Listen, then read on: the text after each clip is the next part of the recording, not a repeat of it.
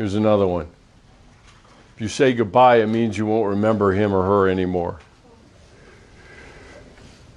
And again, this is one of these moments in time where we resist all of it. And everybody does. Okay? It's no one is immune from this. And there will be a telltale day for many of you coming up that this one will be displayed in Technicolor. You know what that day is? Graduation day. Because we're sure that if we say goodbye, it's forever.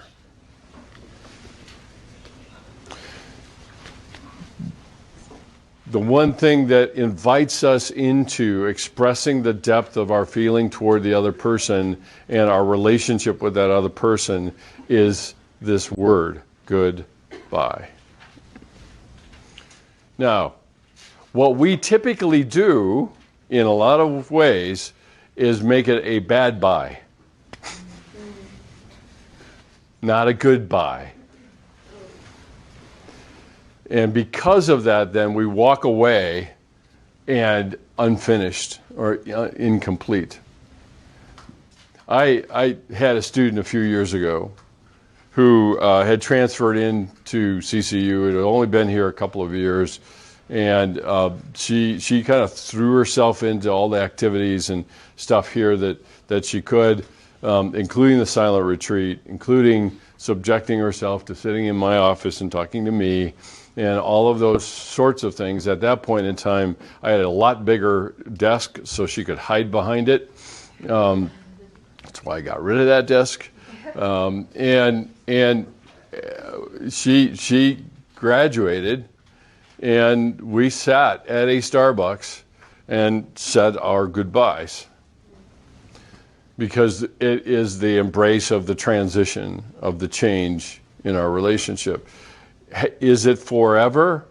No, not at all.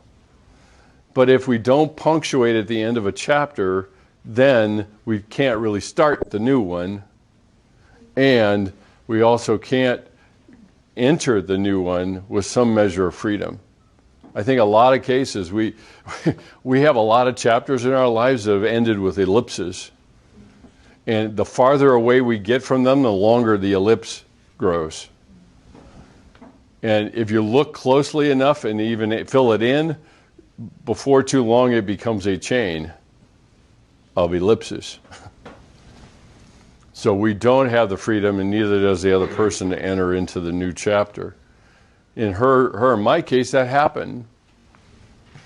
I didn't hear from her for a long time. She went off and got married. The next moment in time that I had some contact with her was when she asked me to do her wedding for her. And then it was another gap in time, long gap in time. And then out of the blue, I get a text. And it's like, hey, you want to talk? It's like, sure, why not? Let's give it a shot. But our freedom to enter into that was predicated, and she took me seriously when I said, do a goodbye. She took me seriously, but all of that freedom on the other end of that was because we did that. I'm convinced. I'm firmly convinced of that. And that's hard. I know it's hard. Our lives are littered with goodbyes. Actually, bad byes. Lots of bad byes. And so we end up walking along with longer and longer ellipses. It doesn't mean that you're not going to remember. I was afraid of that. I was very afraid of that after my dad died. And the funny thing is I choked off all the memories because I was hanging on so tightly and never got to the point. I refused. I just simply refused to say goodbye. And I paid a price. And my relationships paid a price. Okay, here's another one.